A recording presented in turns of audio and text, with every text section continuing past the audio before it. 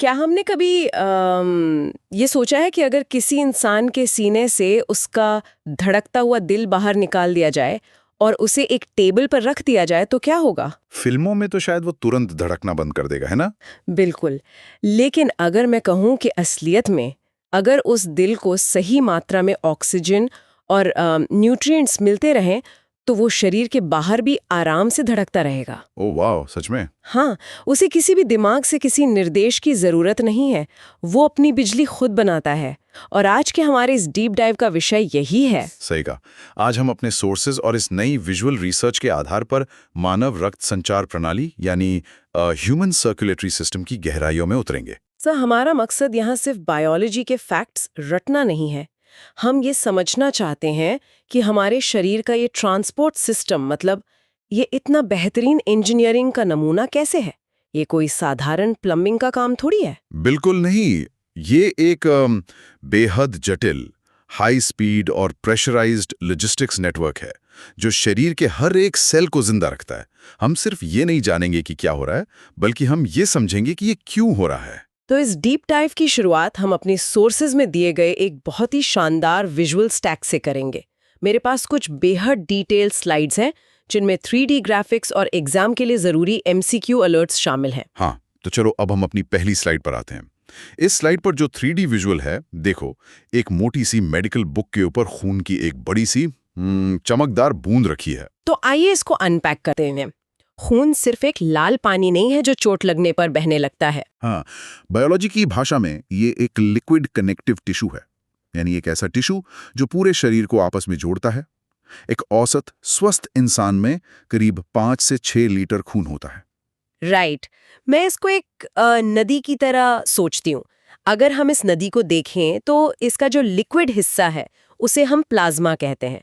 ये पूरे खून का 50-50% मतलब 55% होता है। सही एनालॉजी है। और बाकी का जो 45% हिस्सा है वो इस नदी में तैरने वाली नावें हैं, जिन्हें हम फॉर्म्ड एलिमेंट्स कहते हैं। अब देखो, यहाँ मुझे पहला रेड एग्जाम अलर्ट बॉक्स दिख रहा है। MCQ अलर्ट नोट करो। हाँ, अच्छा, इसमें क्या लिखा है सर? इस एग्जाम अलर्ट के हिसाब से प्लाज्मा में 90 से 92% यानी 90 to 92% सिर्फ पानी होता है। और एक और बहुत जरूरी MCQ अलर्ट यहाँ दिया है कि खून का pH मान एग्जैक्टली 7.4 होता है। 7.4 यानी ये हल्का सा क्षारीय मतलब स्लाइटली एल्कलाइन होता है ना? हाँ बिल्कुल। और यहाँ सबसे दिलचस्प बात ये है कि ये pH लेवल इतना फिक्स क्यों होना चाहिए? वही मैं सोच रही थी। अगर ये थोड़ा सा भी ऊपर नीचे हो जाए, जैसे 7.0 हो जाए तो क्या होगा? अगर ब्लड का pH थोड़ा भी बदला तो शरीर का टेम्परेचर कंट्रोल और गैसेस का ट्रांसपोर्ट पूरी तरह बिगड़ जाएगा। हमारे एंजाइम सिर्फ इसी pH पर ठीक से काम करते हैं। ओह, मतलब होम्योस्टेसिस मेंटेन करने के लिए ये पीएच इतना प्रिसाइज होना जरूरी है। मार्जिन ऑफ एरर बिल्कुल नहीं है यहाँ। एग्जैक्टली। तो ये तो हुई प्लाज्मा की बात। चलो अब अगली स्लाइड देखते हैं। स्लाइड नंबर 2 पर जो विजुअल है, इसमें देखो एक 3D ब्लड वेसल दिखाई गई है जिसके अंदर लाल, सफेद और प्लेटलेट कोशिकाएं तैर रही हैं। हाँ, ये हमारी वो नावें हैं जो प्लाज्मा की नदी में तैर रही हैं, जिसमें सबसे पहले आती हैं हमारी रेड ब्लड सेल्स यानी RBC। इनका काम ऑक्सीजन को हर कोने तक पहुंचाना है। और एक बहुत इंटरेस्टिंग बात बताता हूं, जब नई RBC बनती है तो उसमें न्यूक्लियस होता है, लेकिन बड़ी होने पर वो अपना न्यूक्लियस बाहर फेंक देती है ताकि ज्यादा हीमोग्लोबिन और ऑक्सीजन कैरी कर सके। अरे वाह, मतलब जगह बचाने के लिए अपना ही दिमाग बाहर निकाल दिया। लेकिन सर, बिना न्यूक्लियस के तो ये खुद को रिपेयर नहीं कर पाएंगी ना? इनका जीवन काल तो बहुत छोटा होता होगा। सही पकड़ा। इनका लाइफ स्पैन सिर्फ 120 दिन यानी 120 डेज का होता है। अब यहाँ एक और रेड एग्जाम अलर्ट बॉक्स है, इसको ध्यान से सुनना। MCQ अलर्ट, प्लीहा जिसे स्प्लीन कहते हैं, उसे RBC का कब्रिस्तान यानी ग्रेवयार्ड कहा जाता है। एक मिनट सर, एक पुशबैक है मेरा यहाँ। स्प्लीन को ही कब्रिस्तान क्यों कहते हैं? शरीर इन पुरानी कोशिकाओं को रिसाइकल कैसे करता है? वहाँ ऐसी क्या मशीन लगी है? बहुत बढ़िया सवाल है। देखो, स्प्लीन की नसें बहुत पतली होती हैं।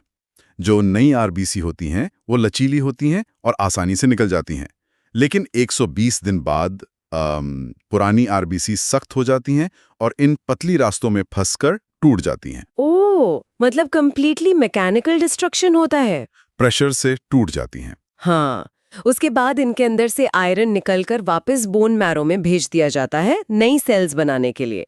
अब देखो, इस ब्लड वेसल के विजुअल में सिर्फ आरबीसी नहीं है, सफेद कोशिकाएं यानी डब्ल्यूबीसी भी हैं जो इम्यूनिटी बनाती हैं, और प्लेटलेट्स भी हैं। राइट, प्लेटलेट्स तो वही है ना जो डेंगू में कम हो जाती हैं। ये ब्लड को जमने में मदद करती हैं। बिल्कुल सही। अब ब्लड सेल्स के बाद खून की पहचान कैसे होती है वो समझते हैं। चलो अब अगली स्लाइड पर आते हैं, स्लाइड नंबर 3। यहां देखो, एक 3D डीएनए का स्ट्रैंड है और उसके आसपास बड़े लेटर्स में ए, बी और ओ हवा में तैर रहे हैं। हाँ, ये ब्लड ग्रुप्स को दिखाने के लिए बहुत अच्छा विजुअल मेटाफर है। ABO सिस्टम की वजह से ही तो हम डिसाइड करते हैं कि कौन किसका खून ले सकता है। एग्जैक्टली। लेकिन इस विजुअल में एक मंकी का छोटा सा 3D आइकन भी है रेड अलर्ट बॉक्स के पास, MCQ अलर्ट। ध्यान से देखो, RH फैक्टर सबसे पहले रीसस बंदर में खोजा गया था, इसीलिए इसका नाम RH पड़ा। अच्छा, तो ये जो हम बोलते हैं कि ब्लड ग्रुप A पॉजिटिव है या B नेगेटिव, वो पॉजिटिव और नेगेटिव इसी RH फैक्टर की वजह से होता है ना? अगर RH प्रोटीन है तो पॉजिटिव, नहीं तो नेगेटिव। हाँ, ठीक समझा। वैसे तो आम जिंदगी में इससे फर्क नहीं पड़ता, लेकिन प्रेगनेंसी में एक बहुत सीरियस इशू हो सकता है। उसे कहते हैं इरिथ्रोब्लास्टोसिस फिटालिस। ये नाम तो काफी जटिल लग रहा है। इसे थोड़ा आसान भाषा में समझाइए सर, ये होता क्या है? देखो, अगर एक RH नेगेटिव माँ के गर्भ में एक RH पॉजिटिव बच्चा है, तो पहली बार में तो कोई दिक्कत नहीं होती, क्योंकि प्लासेंटा ब्लड को मिक्स नहीं होने देता। राइट, लेकिन डिलीवरी के टाइम पर तो प्लासेंटा अलग होता है ना, तो थोड़ा खून तो मिक्स हो ही जाता होगा। वही तो कैच है। डिलीवरी के वक्त बच्चे का थोड़ा RH पॉजिटिव खून माँ के शरीर में चला जाता है। अब माँ का इम्यून सिस्टम उसे दुश्मन समझ लेता है और उसके खिलाफ एंटीबॉडीज बनाकर स्टोर कर लेता है। ओह, मतलब माँ का शरीर फ्यूचर के लिए अलर्ट हो गया है। यस। तो अगर वो माँ दूसरी बार प्रेग्नेंट होती है और दूसरा बच्चा भी RH पॉजिटिव है, तब असली प्रॉब्लम शुरू होगी, है ना? एग्जैक्टली। ये एंटी-RH एंटीबॉडीज इतने छोटे होते हैं कि ये प्लेसेंटा क्रॉस करके दूसरे बच्चे के खून में घुस जाते हैं और वहां उसके रेड ब्लड सेल्स को दुश्मन समझकर मारने लगते हैं। ये एक बेहद दुखदाई गलतफहमी है शरीर की। ये तो सच में जानलेवा हो सकता है। थैंक गॉड साइंस ने इसका इंजेक्शन निकाल लिया है जो पहली डिलीवरी के बाद दिया जाता है। तो नदी और उसमें तैरने वाली नावों को तो हमने समझ लिया, लेकिन सर, इस 5 लीटर खून को इन हजारों मील लंबी नसों में धकेलता कौन है? उसके लिए हमें उस इंजन को समझना होगा। चलो अब अगली स्लाइड पर चलते हैं, स्लाइड नंबर 4। इस विजुअल में देखो, एक पूरा 3D मानव हृदय यानी ह्यूमन हार्ट सामने दिख रहा है। ये एक दोहरी झिल्ली में सुरक्षित है जिसे पेरिकार्डियम कहते हैं। और इस इंजन में 4 कमरे हैं, 2 ऊपर वाले आर्टरिया और 2 नीचे वाले वेंट्रिकल्स। लेकिन सर, विजुअल में मुझे एक अजीब बात दिख रही है। क्या दिखा तुम्हें? ये जो बायां निलय है, मतलब लेफ्ट वेंट्रिकल, इसकी दीवारें और पेशियां राइट वेंट्रिकल के मुकाबले बहुत ज्यादा मोटी क्यों हैं? ये क्या पक्षपात नहीं है शरीर का? यहाँ पक्षपात नहीं, फिजिक्स काम कर रही है। देखो, दाएं निलय को खून सिर्फ पड़ोस में यानी फेफड़ों तक भेजना होता है। अगर वहां ज्यादा प्रेशर दिया तो फेफड़ों की नाजुक नसें फट सकती हैं। ओ अच्छा, लेकिन लेफ्ट वेंट्रिकल की कहानी तो बिल्कुल अलग है। उसे तो पूरे शरीर में खून धकेलना है। बिल्कुल, बायां निलय ही वो मेन पंप है जिसे इतना जोर से धक्का मारना होता है कि खून सर की चोटी तक और पैरों के अंगूठे तक पहुंचे। इस हाई प्रेशर को झेलने और पैदा करने के लिए ही उसकी दीवारें सबसे मोटी होती हैं। Make sense. ये तो वाकई एक स्मार्ट इंजीनियरिंग है। लेकिन इंजन स्टार्ट कैसे होता है? मैं अपने इंट्रो वाले पॉइंट पर वापस आती हूँ। दिल को धड़कने का सिग्नल कहाँ से मिलता है? वही सबसे बड़ी मैजिक ट्रिक है। अभी स्लाइड के टॉप राइट कॉर्नर में रेड एग्जाम अलर्ट बॉक्स देखो, MCQ अलर्ट। राइट एट्रियम के ऊपर SA नोड होता है, इसे नेचुरल पेसमेकर कहते हैं।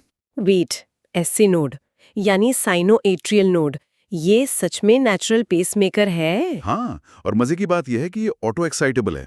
ये खुद अपनी इलेक्ट्रिसिटी बनाता है एक्शन पोटेंशियल के जरिए, ताकि दिल लगातार धड़कता रहे बिना दिमाग की मदद के।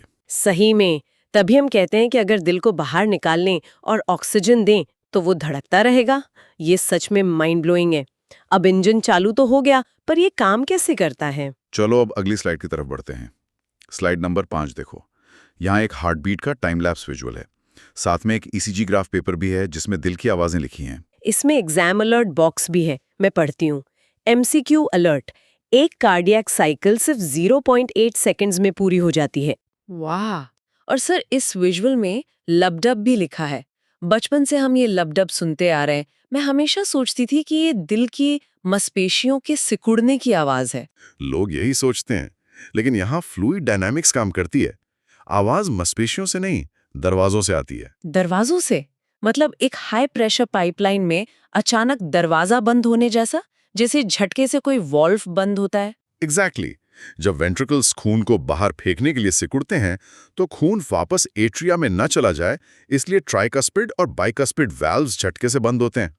इन्हीं वाल्व्स के बंद होने की आवाज होती है लब। ओह, और डब आवाज कब आती है? जब खून बाहर निकल जाता है और सेमील्यूनर वाल्व्स बंद होते हैं ताकि खून वापस दिल में ना गिरे, तब डब आवाज आती है।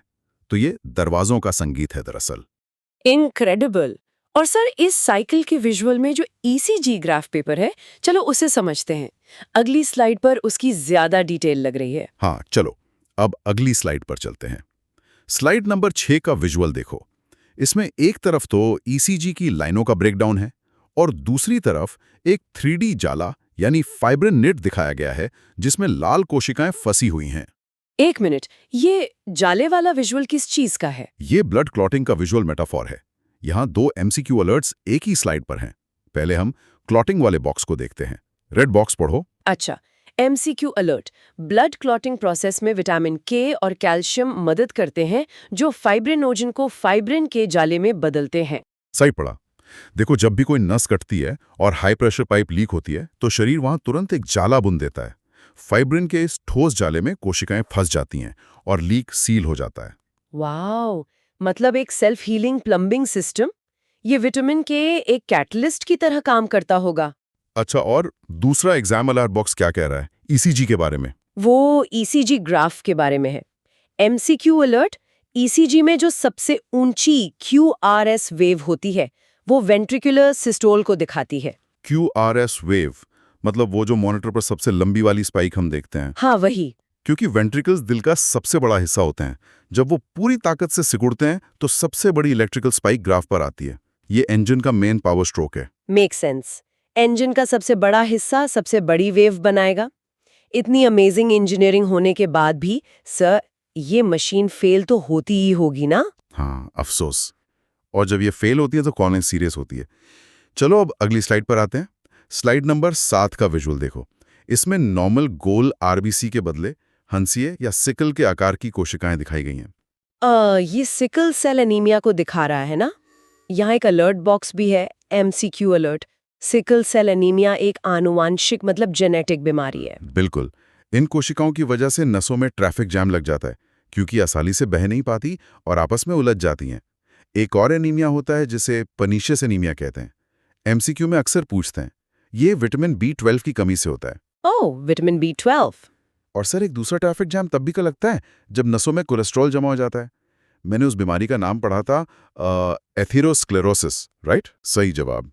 उस ब्लॉकेज की वजह से दिल को ब्लड पुश करने में बहुत एक्स्ट्रा ताकत लगानी पड़ती है, जिससे हाई ब्लड प्रेशर यानी हाइपरटेंशन होता है। एक नॉर्मल इंसान का बीपी कितना होना चाहिए वैसे? एक हेल्दी इंसान का नॉर्मल बीपी आमतौर पर 120/80 mmHg होता है। इससे लगातार ज्यादा रहना खतरनाक है। सर, यहाँ पर मेरा एक पुशबैक है या फिर कहो एक कंफ्यूजन है जो सबको होता है। लोग अक्सर हार्ट अटैक और हार्ट फेलियर को एक ही बीमारी समझ लेते हैं। क्या इन दोनों में कोई सच में डिफरेंस है? ये बहुत जरूरी टॉपिक छेड़ा तुमने। चलो अब हमारी आखिरी स्लाइड पर चलते हैं इसको समझने। स्लाइड 8 का विजुअल देखो। एक आर्टरी दिखाई गई है जिसमें पीले रंग का कोलेस्ट्रॉल कंप्लीटली ब्लॉक कर रहा है रास्ते को। तो ये हार्ट अटैक का विजुअल है। हाँ, इसे बहुत आसान शब्दों में समझते हैं। हार्ट अटैक एक प्लम्बिंग की समस्या है। दिल की मांसपेशियों को जिंदा रहने के लिए जो नस खून देती है, जब वो ब्लॉक हो जाती है तो दिल की कोशिकाएं मरने लगती हैं। इसे अटैक कहते हैं। मतलब इंजन के अंदर खुद पेट्रोल वाली पाइप ब्लॉक हो गई। और हार्ट फेलियर क्या होता है फिर? हार्ट फेलियर एक मैकेनिकल प्रॉब्लम है। इसमें रास्ता ब्लॉक नहीं होता, बल्कि दिल की मांसपेशियां इतनी कमजोर हो जाती हैं कि वो पंप ठीक से नहीं कर पाती। शरीर की जरूरत के हिसाब से खून सप्लाई नहीं हो पाता। ओ, मतलब अटैक में पाइप ब्लॉक है और फेलियर में पंप ही कमजोर हो गया है। ये बहुत बड़ा डिफरेंस है। और क्या इन दोनों से पहले कोई वार्निंग नहीं मिलती? मिलती है ना। एमसीक्यू अलर्ट देखो स्लाइड के नीचे। सीने में जब ऑक्सीजन की कमी से तेज दर्द उठता है, उसे एंजाइना कहते हैं। ये तुम्हारे शरीर का फाइनल वार्निंग सायरन होता है। वाह, ये वार्निंग सिस्टम भी खुद ब खुद काम करता है। तो सर, अगर हम आज की इस पूरी चर्चा को एक नज़र में समेटें, तो ये साफ है कि हमारे अंदर एक बेहद पावरफुल लिक्विड रिवर बह रही है, जिसमें ऑक्सीजन के एक्सप्लोसिव पैकेट्स हैं। बिल्कुल। और एक ऐसा पावरफुल इंजन है जो 0.8 सेकंड्स के अंदर सिकोड़कर पूरे शरीर में सप्लाई थ्रो कर देता है और लीक होने पर खुद ही जाला भी बुन लेता है। सही में ये किसी बायोलॉजी चैप्टर से ज्यादा एक इंजीनियरिंग मावल लगता है। कोई भी श्रोता अगली बार जब अपनी कलाई पर उंगली रखकर अपनी नाड़ी मतलब पल्स महसूस करेगा, तो उस हर एक धड़कन के पीछे चल रहे इस 0.8 सेकंड्स के प्रिसाइजली कोरियोग्राफ्ड मास्टरपीस को जरूर याद करेगा। हाँ, और आखिर में इस बारे में एक और सोचने वाली बात बताता हूँ जो हमने एसे नोड और एक्शन पोटेंशियल में डिस्कस की। हमारा दिल लिटरली एक ऐसी डिवाइस है जो अपना स्टार्टर मोटर साथ लेकर घूमता है। हाँ, अगर आप दिल को शरीर से बाहर भी निकाल लें और बस उसे एक ट्यूब के जरिए ऑक्सीजन वाला खून पिलाते रहें, तो दिमाग से कट ऑफ होने के बावजूद वो लगातार धड़कता रहेगा। ये एक ऐसी जिंदगी है जो खुद अपने आप में पूरी है। ये ख्याल अपने आप में सच में रोंगटे खड़े कर देने वाला है। एक ऐसी मांसपेशी जो शरीर के बाहर भी अपनी धुन खुद बजाती है। इसी रोचक और हैरान कर देने वाले विचार के साथ हम आज के इस डीप डाइव को यहीं समाप्त करते हैं। सुनते रहिए और अपने अंदर हर पल चल रहे इस चमत्कार पर हैरान होते रहिए।